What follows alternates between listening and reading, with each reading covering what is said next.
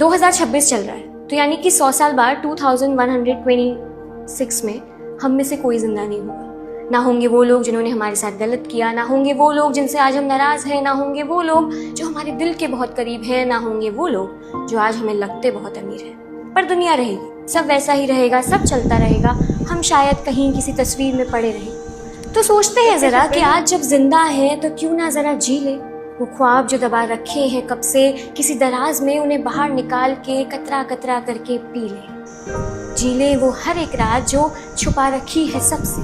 तो हाँ, जीवन अगर अमृत है तो क्यों ना पूरी तरह इसे पी ले।